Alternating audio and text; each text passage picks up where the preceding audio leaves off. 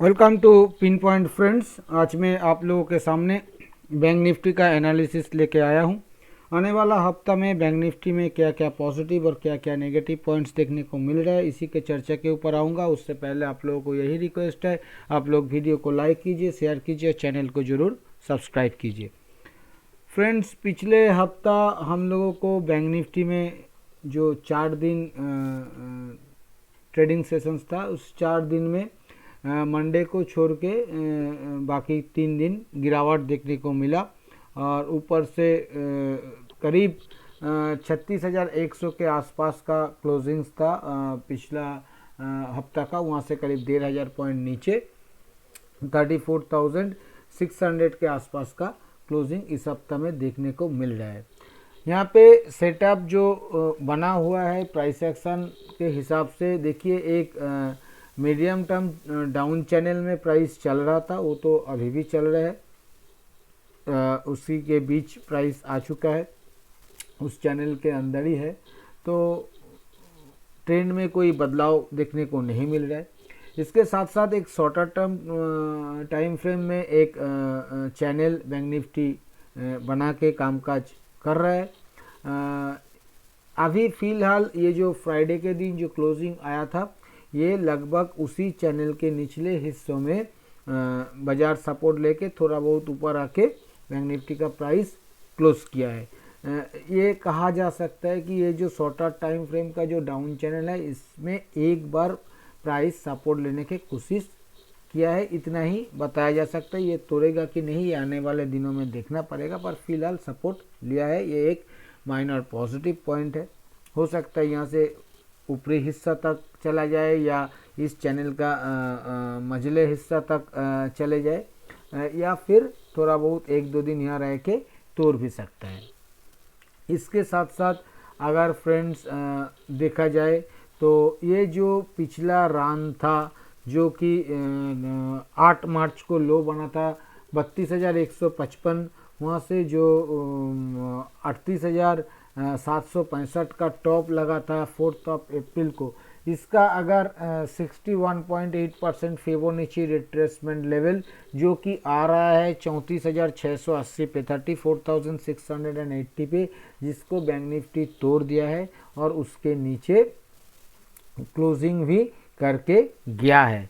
100 point नीचे ही closing हुआ है, पर उसके नीचे क्लोजिंग हुआ है, ये पॉजिटिव नहीं है। लास्ट आप स्विंग का 61.8% काट जाना, ये कोई अच्छा पॉइंट बिल्कुल भी नहीं है।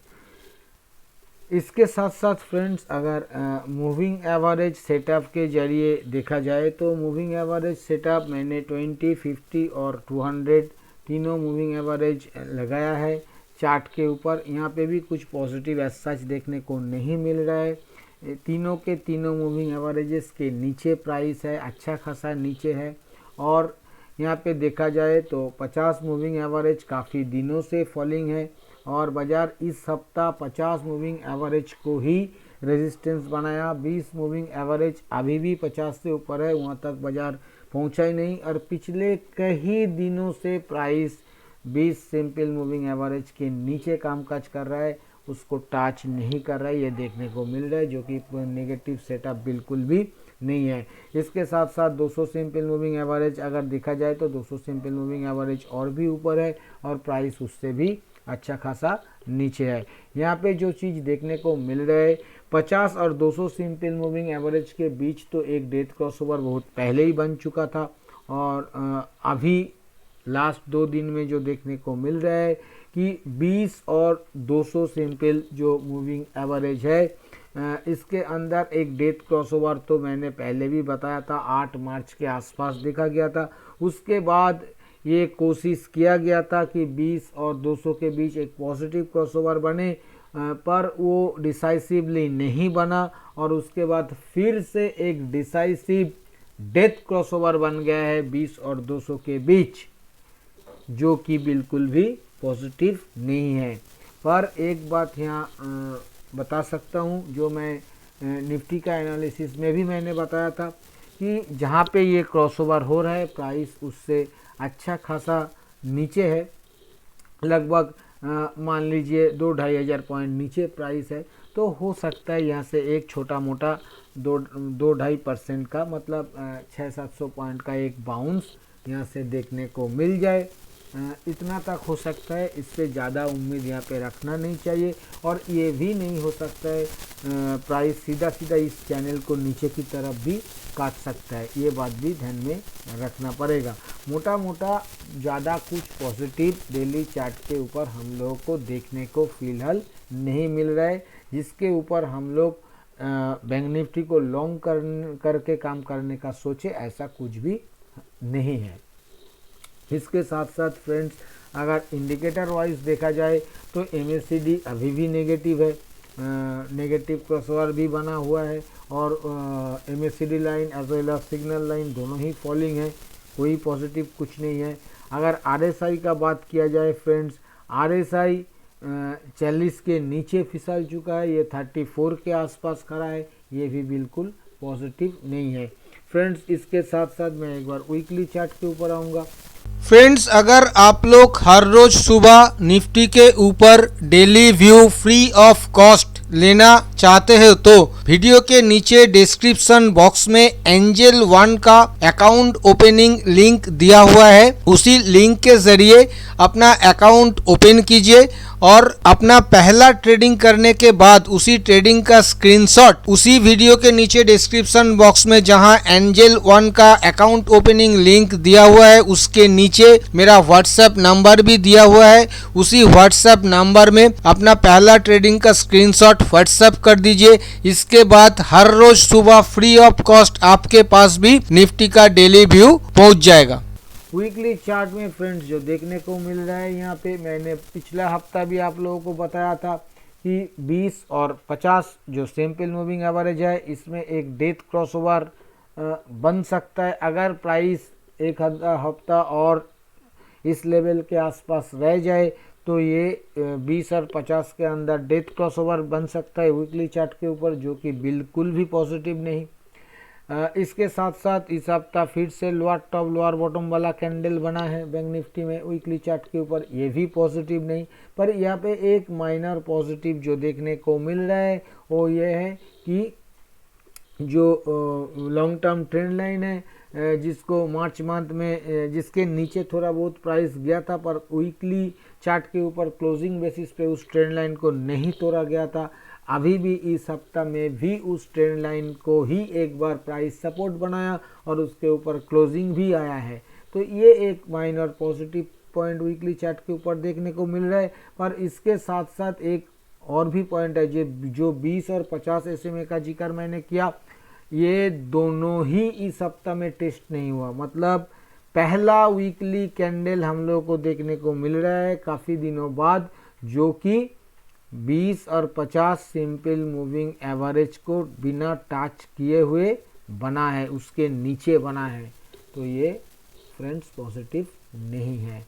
इसके साथ साथ अगर इंडिकेटर वाइज देखा जाए तो वीकली MACD में फिर से डेथ क्रॉसओवर बना है, जो कि पॉजिटिव नहीं। और वीकली RSI अभी भी 40 के ऊपर 42 पे टिका हुआ है, इतना ही पॉजिटिव है। पर ये मतलब इतना पॉजिटिव मतलब ये 40 को काटा नहीं, इतना ही पॉजिटिव है। पर एज पर RSI पैटर्न ये बहुत ज़्यादा कुछ पॉजिटिव नहीं है, 50 के नीचे बना हुआ है, ये खराबी है मेरे हिसाब से। तो ये प्राइस एक्शन एनालिसिस हुआ। अभी फ्रेंड्स एक बार ऑप्शन चेन के ऊपर आऊँगा। फ्रेंड्स ये मैंने आने वाला हफ्ता का जो 12 मई वाला सीरीज़ है, उसी ऑप्शन चेन को ओपन किया है बैंक निफ्टी का। यहाँ पे प्राइस का क्लोजिंग आया है 34,591। मोटा मोटा मान लेते हैं कि 34,600 जो कि एट द मनी हो गया। यहाँ पे अगर कॉल साइड पे एक्टिविटी देखा जाए तो 34,600 कॉल में करीब 17,000 कॉन्ट्रैक्ट्स का ओपन इंटरेस्ट एडिशन और कूल ओपन इंटरेस्ट भी 17,000 करीब कॉन्ट्रैक्ट्स का खरा है। वहाँ पे 34,600 पुट में करीब 14,000 कॉन्ट्रैक्ट्स का ओपन इंटरेस्ट और कूल ओपन इंटरेस्ट 16,000 कॉन्ट्रैक्ट का खरा देखने को मिल रहा है। 34,700 कॉल में 20,000 एडिशन और कूल ओपन इंटरेस्ट भी 20,000 करीब खरा है। 34,800 कॉल में 15,500 एडिशन, कूल ओपन इंटरेस्ट 16,000 से ज़्यादा खरा देखने को मिल रहा है। 34,900 कॉल में 10,000 करीब ओपन इंटरेस्ट एडिशन और कुल ओपन इंटरेस्ट भी 10,000 करीब खड़ा देखने को मिल रहा है। 35,000 कॉल में करीब 38,000 कॉन्ट्रैक्ट्स का ओपन इंटरेस्ट का एडिशन और कुल ओपन इंटरेस्ट करीब 46,500 कॉन्ट्रैक्ट्स का खड़ा देखने को मिल रहा है। यहाँ पे 34,500 पुट साइड में अगर देखा जाए तो करीब 16,500 कॉन्ट्रैक्ट्स का एडिशन और कुल ओपन इंटरेस्ट 40,000 करीब खड़ा। 34,400 पे पुट के ऊपर देखा जाए तो 13,500 कॉन्ट्रैक्ट्स का एडिशन और कुल ओपन इंटरेस्ट 16,000 कॉन्ट्रैक्ट्स का खड़ा देखने को मिल रहा है। 34,300 पुट के ऊपर अगर देखा जाए 13,000 कॉन्ट्रैक्ट्स का एडिशन और कुल ओपन इंटरेस्ट 17,000 कॉन्ट्रैक्ट्स का खड़ा देखने को मिल रहा है। 34,200 पे अगर देखा जाए पुट के ऊपर तो 4,000 कॉन्ट्रैक्ट्स का एडिशन और कुल ओपन इंटरेस्ट 9,500 कॉन्ट्रैक्ट्स का खड़ा देखने को मिल रहा है। 34,100 पे देखा जाए तो 3,000 कॉन्ट्रैक्ट्स का एडिशन और कुल ओपन इंटरेस्ट 5,500 कॉन्ट्रैक्ट्स खड़ा देखने को मिल रहा है। और 34,000 पुट के ऊपर अगर देखा जाए तो 8,500 कॉन्ट्रैक्ट्स का एडिशन और कुल ओपन इंटरेस्ट 43,000 कॉन्ट्रैक्ट्स का खड़ा देखने को मिल रहा है। फ्रेंड्स, ऑप्शन चेन देख के लग रहा है कि थोड़ा बहुत कॉल राइटर्स भारी है पुट राइटर्स के मुकाबले, इतना ही। पर पुट राइटर्स भी एक्टिव है, ऐसा नहीं कि एक्टिव नहीं है। कॉल राइटर्स की तरह उतना ज़्यादा क्वांटिटी में नहीं कर रहा है। सिर्फ एक पॉइंट यहाँ पे जो देखने को मिल रहा है 34,500 कॉल जो कि इन द मनी कॉल है, यहाँ पे करीब 33,000 कॉन्ट्रैक्ट्स का एडिशन और कुल ओपन इंटरेस्ट करीब 34,500 कॉन्ट्रैक्ट्स का खड़ा देखने को मिल रहा है। इन द मनी कॉल में इतना बड़ा राइटिंग ये पॉजिटिव नहीं है। इसके चलते हम लोग ये कह सकते हैं कि ऑप्शन चेन माइल्डली बियरिश है। और ऑप्शन चेन के जरिए अगर सपोर्ट और रेजिस्टेंस का बात किया जाए तो 34,000 पुट में सबसे ज़्यादा ओपन इंटरेस्ट खड़ा है तो ये सपोर्ट का काम करेगा और 35,000 कॉन्ट्रैक्ट्स में सबसे ज़्यादा कॉल खड़ा है तो ये रेजिस्टेंस का काम आने वाले दिनों के लिए करेगा। फ्रेंड्स, अभी मैं आऊँगा कंक्लूजन के ऊपर।